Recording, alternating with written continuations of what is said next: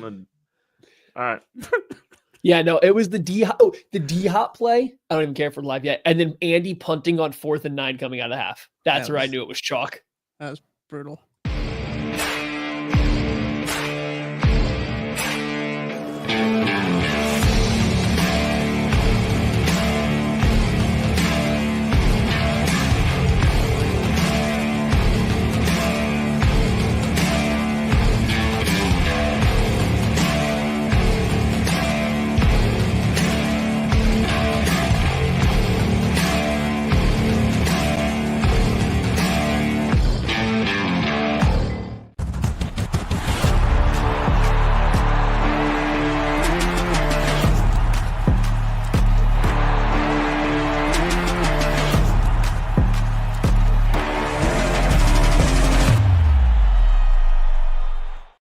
All good things come to an end. The Kansas City Chiefs are denied their three-peat. They lose in dominating fashion to the Philadelphia Eagles, 40-22. And that is the 22 is generous, if we're being honest. The Chiefs have lost. It was a hard-earned 22. Yeah. Scrap that together. It was a very hard-earned 22 right there, buddy.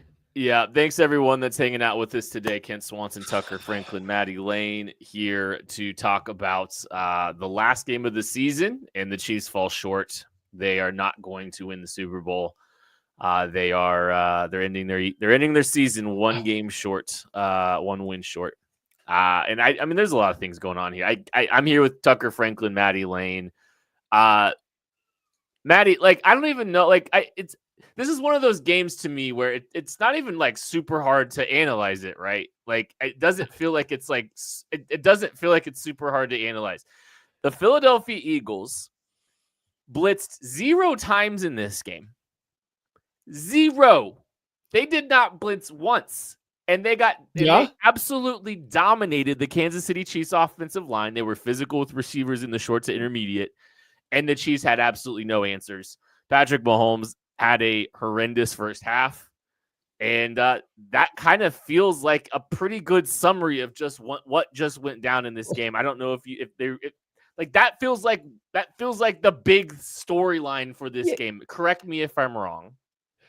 I mean, like, I think so. I think that's the biggest storyline is that the Eagles, specifically their defensive line. I will talk. I mean, I don't know how far we'll actually get into it. The Eagles offense was good. I never once felt like the Eagles offense was kind of making this thing go. Just the defense for the Eagles, especially the defensive line. But I'm giving the credit to the whole defense, was really, really good. And I think they had a really, let's go high level. They had a really good plan for the Chiefs, and they just sat there and they out executed. We'll get deeper into it later, but like, just on the grand scheme, their defensive line made it so that Patrick Mahomes had to be a hero to have a chance in this game because the protection was so bad, and Patrick Mahomes was not ready for that. He did not look, he was not that guy today. That's okay. We're Chiefs fans. We've seen him be a hero. We've seen him be great. We're all going to like relate this to the Tampa Bay Super Bowl where they got, beat down in that game.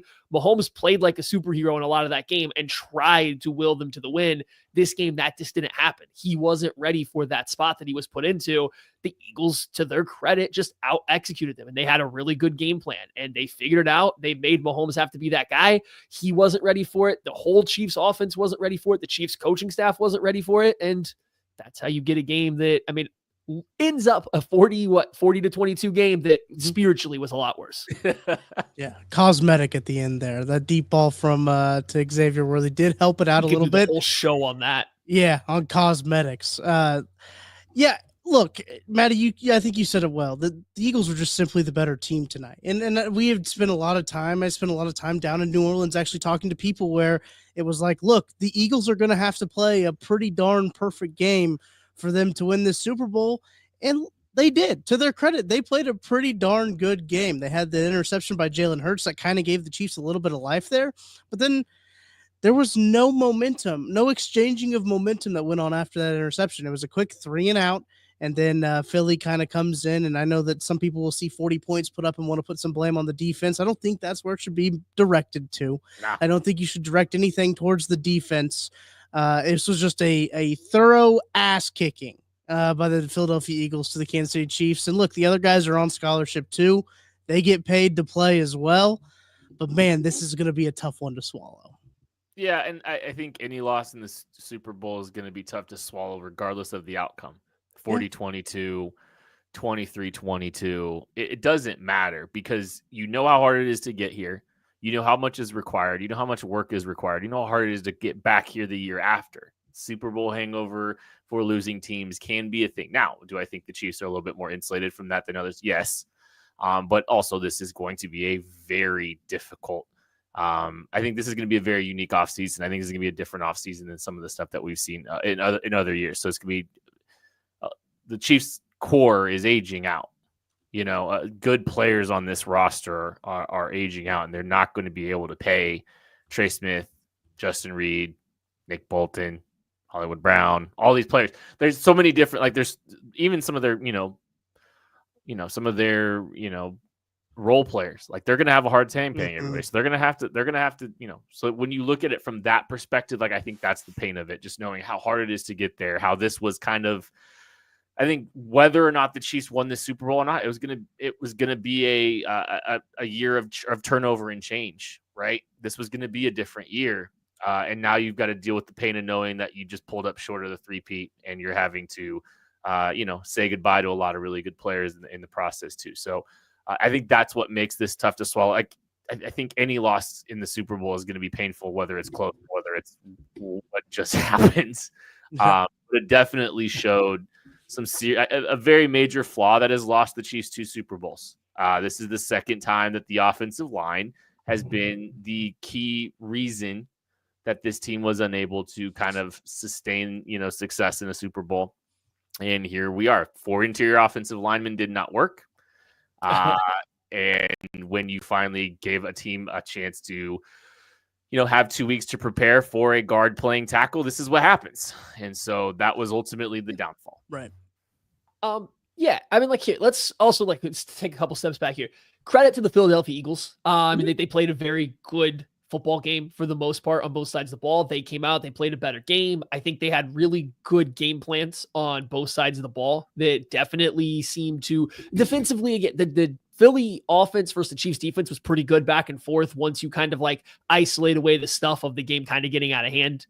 But on the other side, the Eagles defense had such a good game plan. They were ready to go. And I think you kind of just, it's hindsight's 2020, but going back and looking and listening to the quotes from players from the Eagles, they seemed very confident. And I think everybody even talked about these Eagles players and media and everybody around the team seems very confident. And they weren't talking trash or anything like that, but it was very overtly confident about it. The Chiefs seemed calm. And I think we all take that for confidence because they've been here, but they seemed really calm. And I don't know, it just at some point in time, it almost seemed like they did not have the energy to match some of the stuff that the Eagles had going on. And I think that did show up early in this game. And that's been the case for every Chiefs Super Bowl, the past 2 of them now, right? All the ones that we are counting up. The energy early on for the Chiefs is usually a little bit lower than the other teams. It just felt like the Eagles came out with a little bit more energy and then held it throughout the entire game. And the Chiefs could just never get back on track. And part of that goes to how good their defensive line played.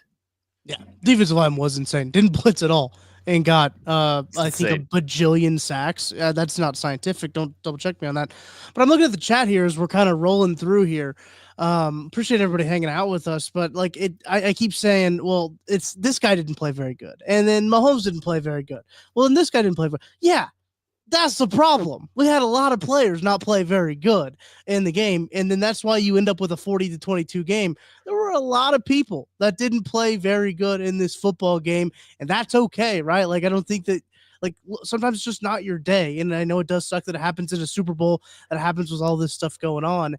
There were players that did not play very well. This was not the best performance that the Kansas City Chiefs could have put forward. I think if they play on a again, I mean, it's probably a different result. I don't think it's a blowout again, but this is how it happens. This is how it plays out. There were players that did not play very good. Patrick Mahomes did not play very good. Joe Tooney, Jawan Taylor, not very good.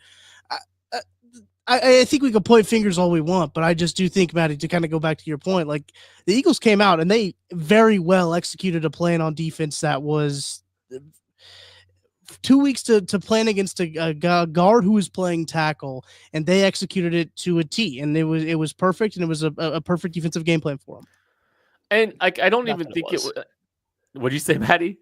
I said, that's what it was. I get a this was me getting deep about the whole thing, because that's where I think it started. Was like, if you look at what the Eagles did with their coverage, and we'll see once we get to the all-22 and like if they did anything different, but it looked like the same Fangio stuff. Make you work your way down the field. We're going to cover everything as much as we can, and we're going to make it tight window, short throws. That's looked like what they did, but the pass rush plan was so good in that all they did was bull rush both offensive tackles repeatedly and not even deep in the pocket, just 7-8 yards. And Mahomes, the way he's played all year, and this is something we've talked about as Chiefs fans going back to when he was a rookie, they wanted to teach him to step up. That's where they go and got this interior offensive line that's cost all this money so that he can step up into the pocket rather than escaping back and around. So when both tackles are getting bull rushed into the 8-yard mark, and anytime you tried to step up, well, you have Mike Caliendo playing left guard on one side and you have Jalen Carter rushing on the other side. There's not a lot of space to step up into. And now you have two tackles who are giving up space on both sides. There was just no pocket. And like, I'm not trying to say Mahomes played great. He's not at the fault for this, because he clearly is. But if you look at what the Eagles did, they not only they attacked Joe Thuney's tendency to give up his chest. They attacked Jawan Taylor's tendency to get such a vertical set 24/7. You now have this super narrow pocket. They're squishing everything down. And then Mahomes this year, all he did was ever try to run forward into that pocket rather than ever backing out. They just played into those tendencies over and over again. And it made the Chiefs offense completely unfunctional for 2.5 quarters. And they had the personnel to do it too. And like the Chiefs prioritized trying to protect the interior and keep Jalen Carter from winning, from wrecking this game. And really, they did. Like, Jalen Carter wasn't the factor except for the attention that he demanded. The edge rushers flat out beat the Chiefs tackles today. Like, they were the X factor, I think, for winning those one-on-ones and just completely collapsing that pocket and shrinking that thing up. That was ultimately what decided, that was the decider for this game. Like, the Chiefs had absolutely no ability to pass protect in this game, and receivers weren't getting uncovered quickly, and like that was, that was the problem. They just didn't have time to do anything. And the funny thing is like, the Chiefs were getting manhandled, right? But like, the Chiefs also, they gave the Eagles so many short fields. They gave up a defensive touchdown. They did so many things that they haven't done all year that were very uncharacteristic of them, and just completely, like, they didn't help themselves at all outside of that. Like, it wasn't just that. That sprint out throw from that Cooper DeJean play, that had nothing to do with the offensive line except for they're having a half roll on 3rd and 16. Like, outside of that, right? But that was just a tremendous play by Cooper DeJean. But like, they're just making uncharacteristic mistakes. Mahomes was terrible, and I think Mahomes was terrible partially because of what he had up in front. A big factor in this was because of what was going on the offensive line for him. He just was not confident with the protection. He was not confident, and he wasn't seeing things as clearly because of it. So it happens, man. Happens. Like, Tom Brady did a great job on this broadcast. Like, I know people don't like some of what Tom Brady says and stuff, but I thought he did a pretty good job from early on, just kind of like highlighting how even when Mahomes wasn't getting hit or pressured, how he clearly looks and feels uncomfortable, and like just kind of explaining why that's the case. And like, it was obvious, like, even the few times, I want to be very clear, the few times where he did have time to sit back there and he just was very uncomfortable. His footwork was erratic and he started looking for places to go. But it's difficult because even when not pressured, like we said, like I was saying earlier, both tackles are coming back into his face. They were not doing anything to give, like we've talked about it, like the umbrella look of a pocket. Everything is squinched down real tight on him, and he felt uncomfortable in it, and he played a bad football game as well. But it's just, they made it really difficult for him. I think some of this also has to go to Andy Reid, Matt Nagy, this offensive coaching staff. Like, what were you doing to circumvent this possibility? Did you not think it was possible that the 4-man pass rush was going to beat you silly? Did you not have something ready for that? If you did, we didn't see it. It took them way too long to try to get into stuff. It took them until they were down, 17-0 and 3rd and 16 to try moving the pocket. They threw 1 RPO, maybe 2. I think they threw the screen as well. They threw just like 1 or 2 RPOs early in the game. They didn't run the ball. Like, they didn't do anything to avoid this Eagles pass rush really get going. And like, Vic Fangio's defense didn't do anything different than they've done all year. Like, what was the plan here to attack it other than just hope that your offensive line held up more? Like, it didn't feel like Andy Reid, Matt Nagy, the offensive side, gave them a lot to work with as well. Just kind of a complete failure. did they? I mean, like I wondered, while we were watching the game, like the run pass ratio was 85-15. Or Yeah. pass run ratio was 85-15 in the first half. And like, first off, the Chiefs averaged 1 yard per carry on those 3 runs. So like that wasn't doing anything either. Were they trying to just slow that pass rush down or wear that pass rush down early and then hope that they could slow it down for the second half of that game and they were going to go pass heavy? And I don't know. I don't know, what the line of thinking there was, but they weren't able to get anything going. And like, the funny thing is like the first play of the game's a no-look slant off the swing pass, to Juju Smith-Schuster. And it's like they had to resort to a no-look slant on the first play of the game to get a first down. And then they went like a whole half without a first down the rest of the half nearly. Right. Yeah. I mean, they got outclassed in every way, shape, or form. And I don't know exactly, we'll have to go back and watch the tape. And like, it could be just a little bit of, Pat being a little bit more hesitant to pull the trigger here or there. But like nothing, I mean, yeah, the game plan was not great, but also I say this, it's like, there is no good game plan for we can't block. And that's kind of like, I think we'll see some plays here or there. They just couldn't block. And like, I don't think they were trying to get down the field all that much against this. They weren't. It was just, they couldn't block quick enough. They couldn't block well enough to get the ball off even in the short passing game. So it's like, there is no answer for that. If you can't block, you can't do anything.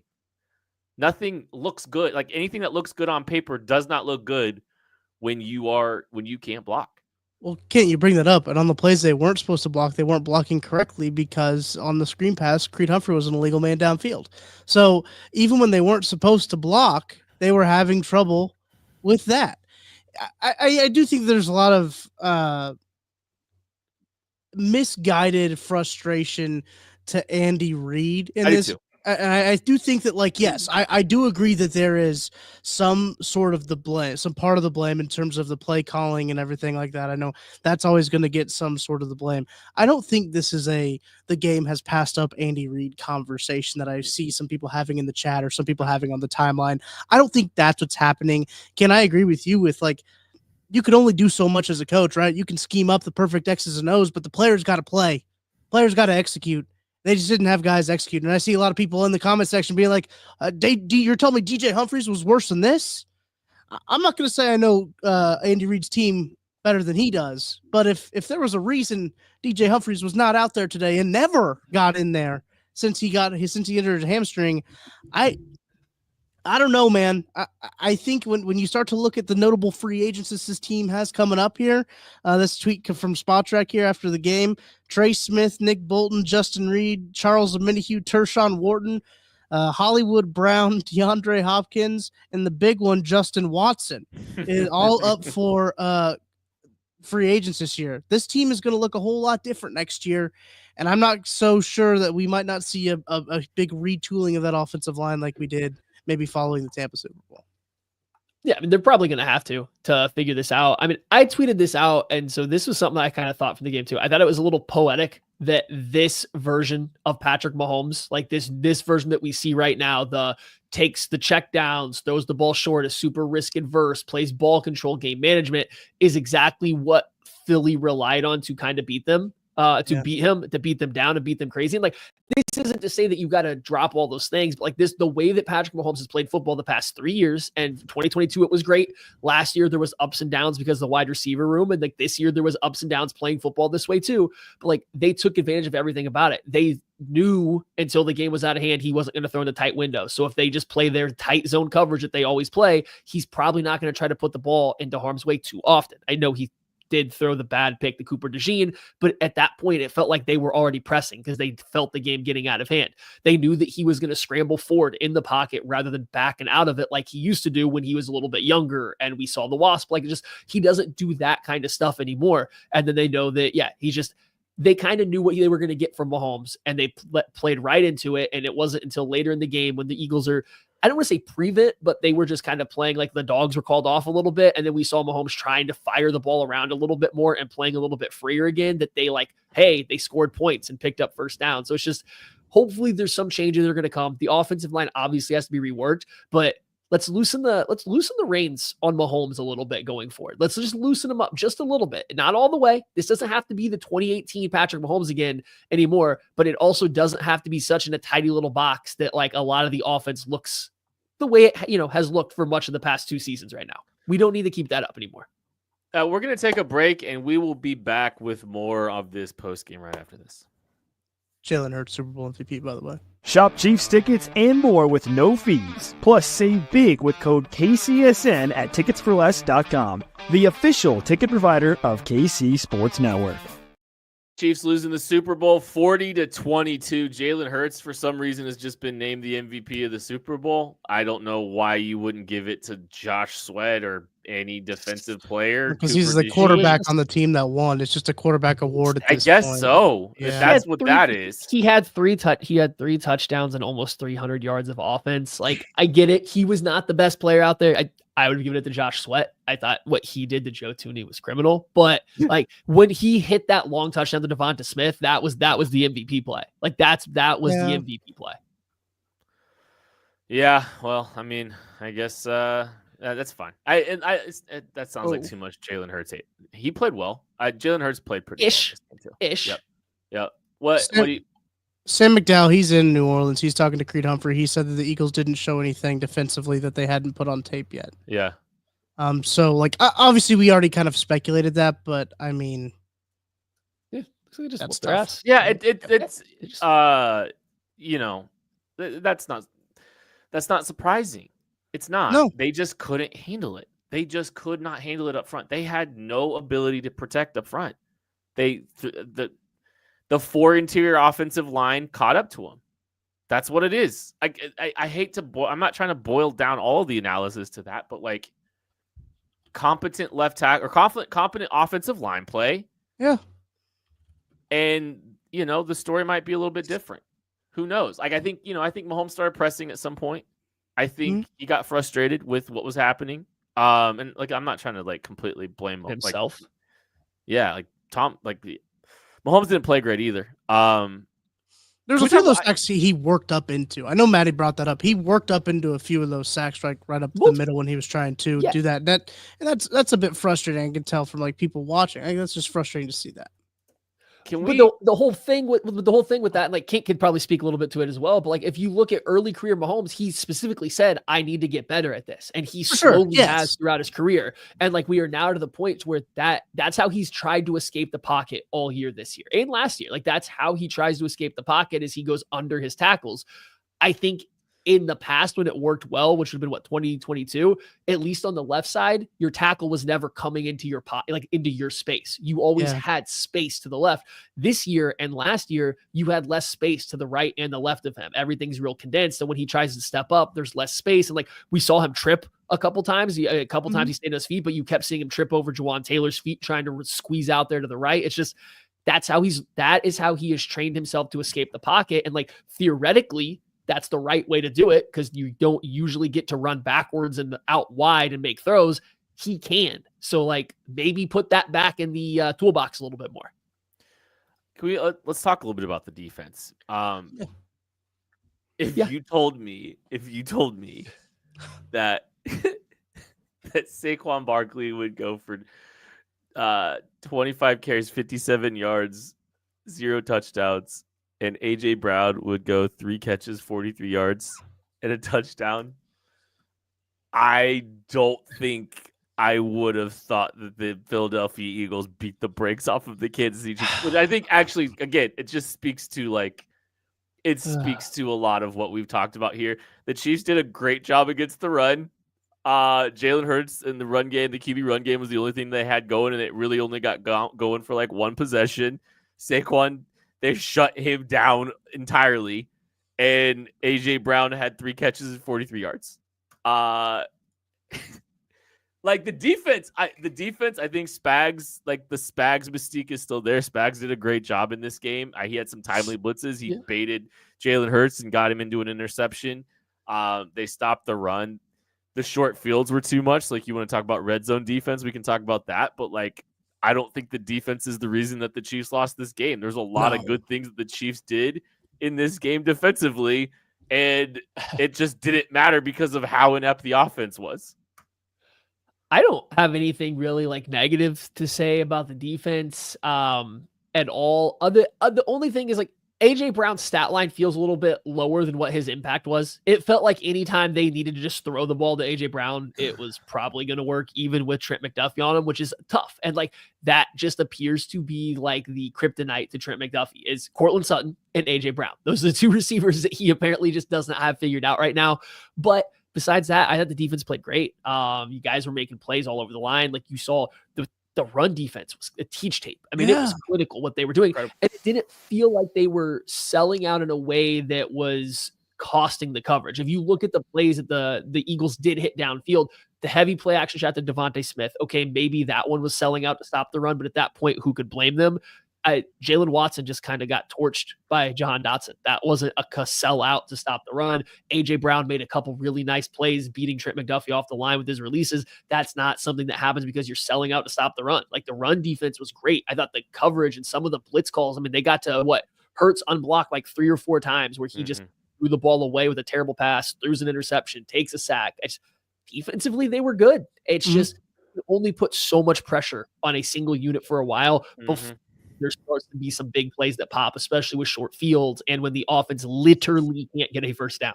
Well, and I think you saw them. Sorry, Tucker. I didn't mean. No, you're good. But you saw even late in the game that like the Eagles never popped a run, and it's like, the Chiefs defense was playing great run defense and stopping the run well the entirety of the game. So it wasn't like, there was no explosive run here for the Eagles. Saquon Barkley had 1 10-yard run, and that was it. And it was like everything else was a slog, and like they brought it in the run game for the entirety of the game. You're right; it didn't feel like they were selling out to stop the run. They had some timely plays. I thought the safety play was actually pretty good in this game. I thought Justin Reed had a good game in this game. I mean, there's so many things you can point to defensively, that were good in this game. It's just they were just put in an impossible situation. Jalen Watson had his hands in.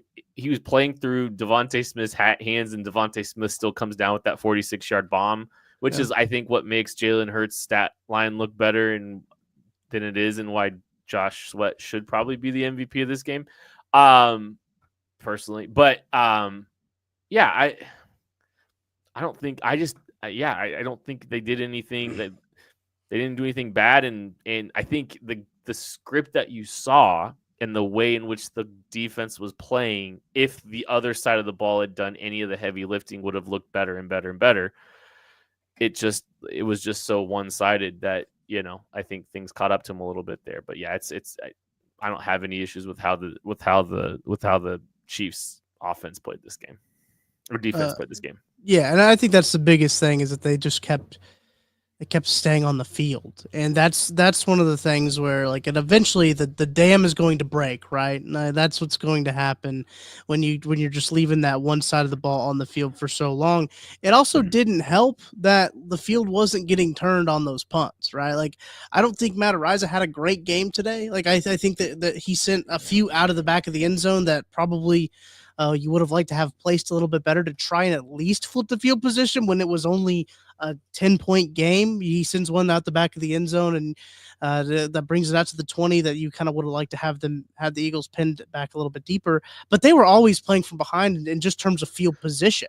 And I think that was always very tough too for the Chiefs, is the field position game was never on their side from the very beginning. And I don't think they had their first play in opponent territory till late in the third quarter. I think it was that first. I think that was Xavier Worthy's big catch that he had was the first play that went into Eagles territory, and you can't win a game like that, obviously. But again, to take this back to the defense, the field position, as you guys both mentioned, was a big part of that, and I do think that we can't put a whole lot of weight on there. I know that people want to nitpick about some of these plays and some of the communication, maybe on the Jalen Hurts runs, and maybe on different coverages and stuff like that. But when you're out there for 45 plays compared to the offense's 10, like it's gonna happen.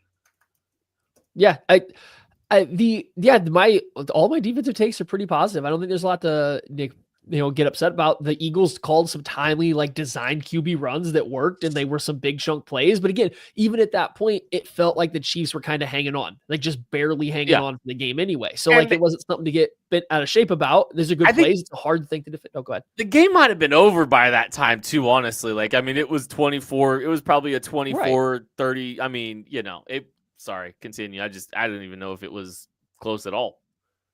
Yeah, that's what I mean. So, like, I have no complaints from anything the defense did. I thought they played pretty good. One take I think I kind of have defensively coming out of this, and this isn't because he played bad. I thought he played pretty good, but like I saw Leo Chenal and Drew Tranquill do enough that, like, if you're looking at the Chiefs going into next year and you think either one of those guys can call your defense the way it needs to be called, I don't know if you're going to be missing anything physically on the field that Nick Bolton does. Because I just thought that Chenal and Drew Tranquill were both making a lot of plays. This might have been Tranquill's one of his better games that he had played all year, especially versus the run. And so was Leo Chenal. He was doing his normal thing. So it's just my takeaway coming from it was Jaden Hicks, hey, he should continue to play more and more. And maybe Brian Cook becomes a third safety. And I don't know if you have to have Nick Bolton's presence as a player on the field. Maybe you need the brain. Like, I don't want to even attempt to speak to that yet. But like, I thought younger guys or other guys that aren't due for contract soon kind of stepped up a little bit in this game. And I thought that was a good sign. Quote from Patrick Mahomes: "I didn't play to my standard and I have to play better next time." I mean, he's right. And I think he knows that he wasn't at his best. Good luck. I mean, that first half was just painful to watch in so many different ways. Just because, I mean, he made. I mean, that Cooper DeJean play, I was on Pat. I think didn't see him, and Cooper DeJean made didn't see him. An incredible play. The second interception, I'm not going to blame him for Joe Tooney literally getting walked back into his leg for while the he's trying 13th time. For the 15th time. Oh, it's just an incredible catch too on that interception. As well. That's an incredible catch, and he's getting somebody in his lap. So yeah, but Mahomes before that he wasn't playing good. No, he wasn't playing well.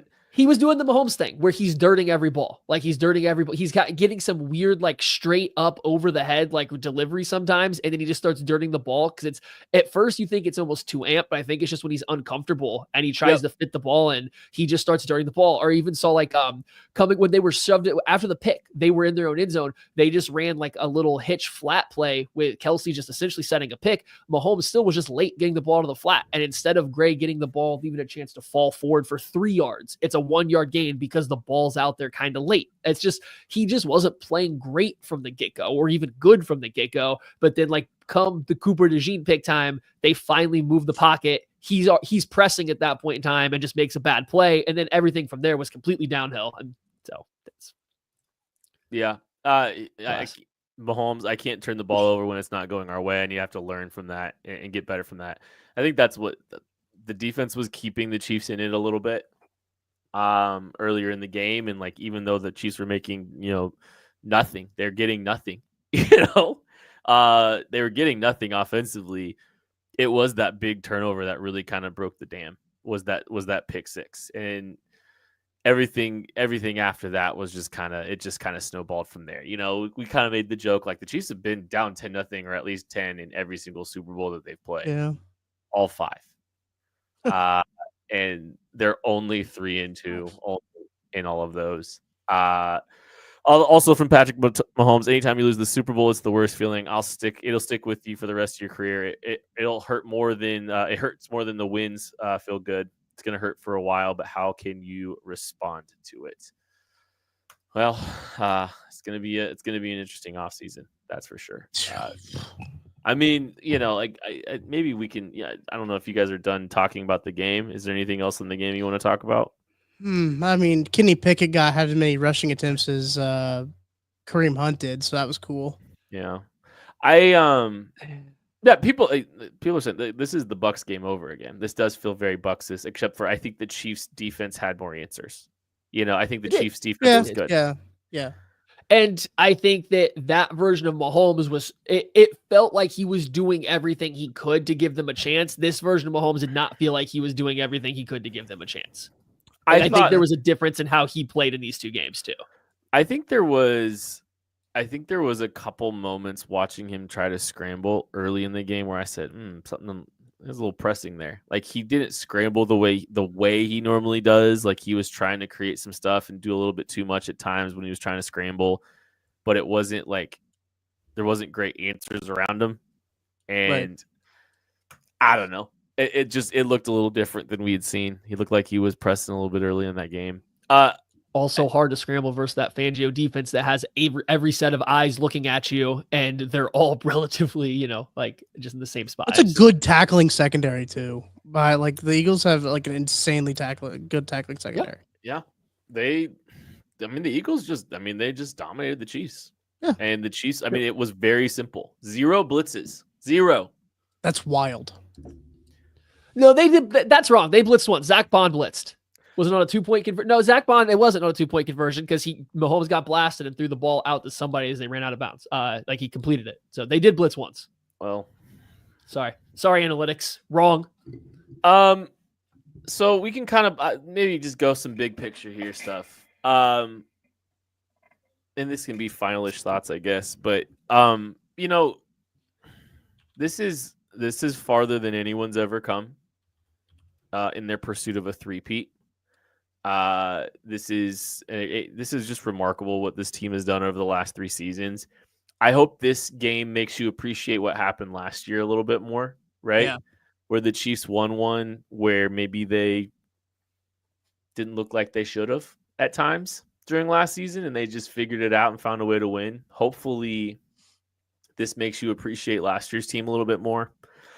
I hope you all appreciate that there's 30 other teams that are celebrating your downfall right now because of what what your team has done to them over the last 3 years. I hope you are enjoying. I know I am enjoying watching all of these Bills and Ravens fans just basking in all this when their quarterback hasn't even made a Super Bowl yet. Which I think is objectively hilarious, and the Chiefs continue to tamp down the legacies of all those guys. And even though the Chiefs didn't win the Super Bowl, their guy didn't even get a chance to do it. So I hope you enjoy watching all these fans and the Chiefs derangement syndrome happening right now, because winning and a good Patrick Mahomes is exactly what you would want out of a football player, a leader, out of a professional athlete, and people hate on him because he wins. I'm enjoying just knowing, like, hey, look, it sucks that this team wasn't able to three-peat, and I love being at the top of the mountain. But at the same time, just like appreciate what has happened over the last few years, and just watch the derangement out there because of what your team has done over the last 3 seasons, because it's been a lot of fun and I've enjoyed every second of it, and it's been quite delicious. And it's not the end, right? This isn't the end. They'll be back someday, and hopefully you don't take it for granted, and hopefully it's as soon as next year. But we all know this is really hard to do. But the Chiefs go 2-1 over the last 3 years, and they make the Super Bowl for 3 straight years, and they just they're doing remarkable things, and I hope you all appreciate it.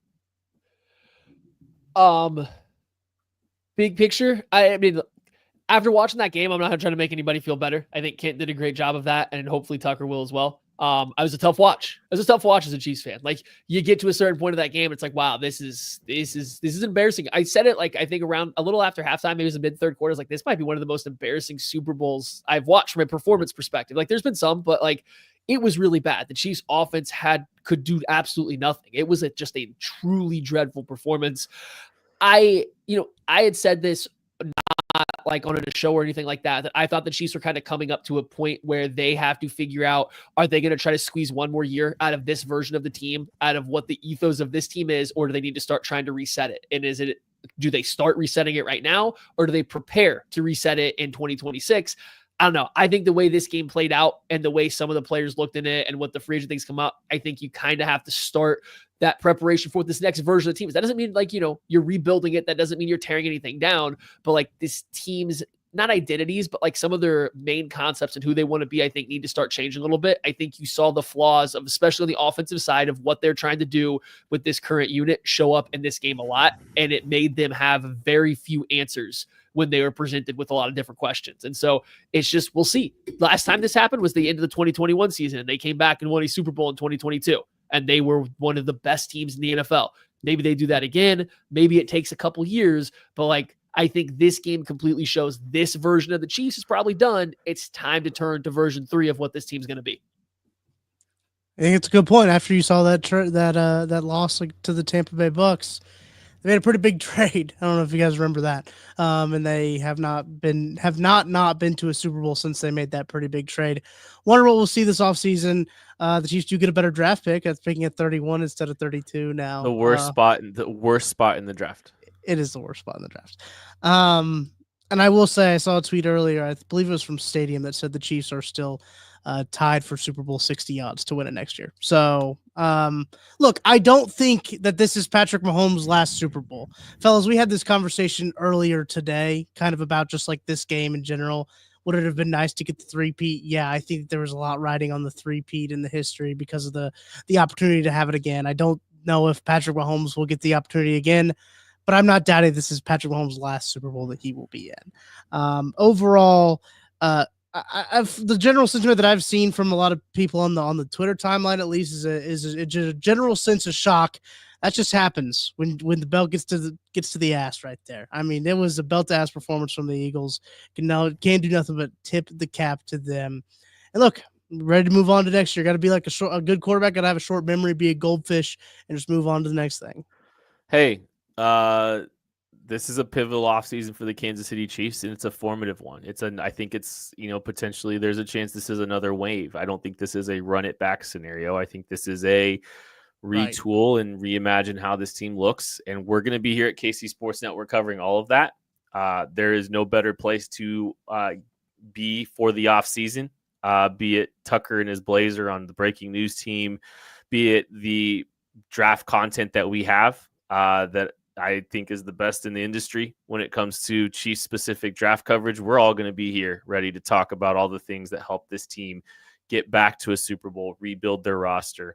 So make sure you're checking everything that we got going on here at KC Sports Network. KCSN Draft Guide will be announcing some stuff about that pretty soon here as well. So keep an eye out for that.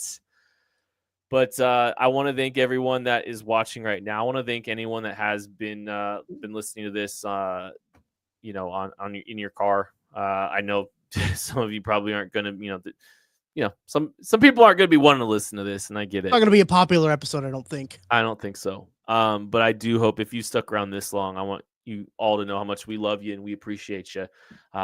This is a tough loss, but we'll be all here talking and commiserating and all that kind of stuff about the future of this football team and what's next all off season. And we can't wait. So that is going to do it for the final edition of the KCSN postgame this year. We love you. We appreciate you. We'll catch you later.